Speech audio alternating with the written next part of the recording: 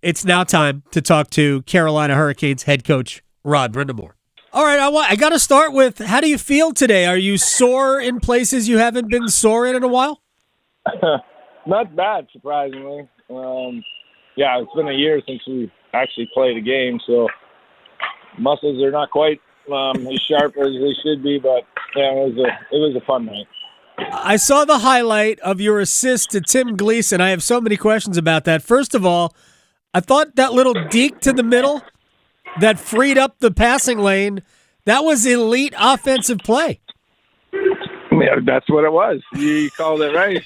And that's exactly how you're supposed to do it. And then Gleason did exactly how he's supposed to do it. I mean, sometimes it's not that hard if you just do it right. That's all I can say. So were you surprised that he was there? I mean, that's not where Tim Gleason normally is. No, but again, he read the play. He jumped up when it was the right time to do so, and it was executed perfectly. So we definitely got a nice little video of that. At some point, we'll have to show it to the boys. Okay, so you haven't done it yet. You haven't brought it to the team and say, This is how you do it 2-on-1, guys. No, the timing's not quite right. Who was better than you thought they would be? Honestly, everybody. I was shocked because we're not spring chickens, and right. We don't play. Like it's different if you're playing a lot or a couple times a week even, but nobody's doing that, and so they just lace them up. And Nicky Wallin even came out and hadn't skated in I think 7 years, and he dusted off his equipment and he looked pretty good too. So it was like I said, everyone just had a great time, and I thought it was a special night for all of us. Can Cam Ward play tonight? Maybe even back up? Well, I'll tell you what. He was probably the one that was the most nervous about playing because, the goalie obviously he's got a little more work to do. But he was great. I mean, he made a couple of really nice saves. And he was only planning on playing one period, but, the competitiveness got going, and he played the whole game. Rod Brind'Amour is joining us here. All right, it's Brandon Bussey tonight. I mean, I know we talk about the story and all of that, but what impresses you the most about Brandon? Well, we talked a lot about him over these last couple calls, and I just think he's done a good job at timely saves, and that's what you need in this game. Might be the first shift.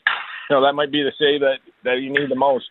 Might be the last one. You just don't know, but there always seems to be a time that a goalie needs to come up with a big save, and that's what he's done. You and I haven't spoken since, but I thought Piotr played very well. You can't do anything about the first goal. That the breakdown happened well before, and that was just a backdoor tap, and he was challenging what he thought might be the shot from Celebrini. But after that, I thought Piotr made a bunch of really good saves, keep you in it. Yeah, no, I mean, he was good. Again, it's not a lot of thing about when we're playing right, we're not giving up a lot of shots, but there's going to be some quality ones just the way it is. And I thought he made some good saves, and he is a solid start for us. Are you going to stick with Jordan Staal on the power play? Well, why wouldn't you? I mean, he's done a nice job. I mean, He's been getting kicked out of faceoffs, which is weird because he doesn't really even cheat. So I don't get that part of it. But that's part of his game. So if we can get the faceoff, we're going to get a chance usually right off the bat. So that's a positive, and obviously big body in front when you have to lay one in. And that's he came up with the goal, so that was good. And he had the best scoring chance on the next power play too in the dead slot. Right. I know I've joked about it with you when he's going or Martinook's going. I've joked about it with them, but the size and the ability to win that first faceoff, and then you've got Aho as your backup faceoff guy on that first unit. And actually, Sebastian was better in the faceoff circle on Sunday. Yeah, well, the second guy always gets a lot more leeway, so that sometimes that is a good point. So anyway, well, I'm sure we'll keep with that for a little while, and then we'll see where it goes. Is Jesperi Kotkaniemi re-injured?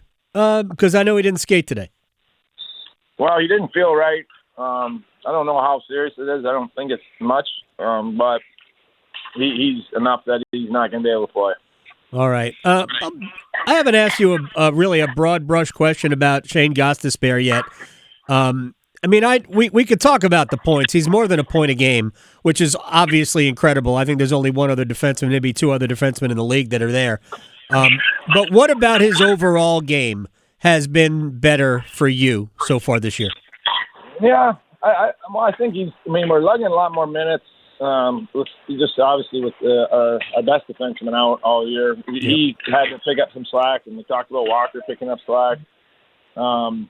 So that part is really it. Having to play against the best players now, which that's not really what we designed him to have to do, and he's hung in there with that. We know the offense. That's kind of always been his game, but he's been able to hang in there with the kind of increased role defensively, which that's not easy for, he's not a big guy. So, but he's been able to kind of hang in there with that. So that's been a real, I guess, just feather in his cap.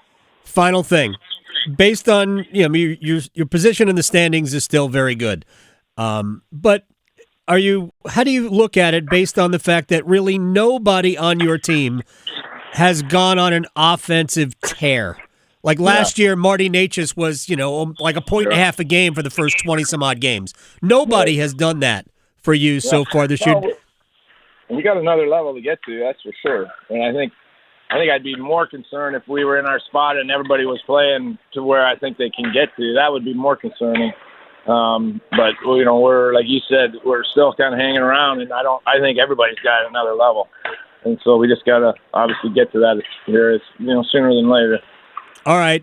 Enjoy the ceremony tonight. I hope that you have more moments like you had with Tripp and Brett Hedican in that pregame interview on Sunday. To see you smile like that made me smile like that, so thank you. Well, that's a special group, and you kind of forget because you haven't been around these guys I haven't, for a long, long time. So when you get together, it's it kind of all comes back, and that's why last night was just really, really special for me anyway. Thank you, sir. I'll talk to you later.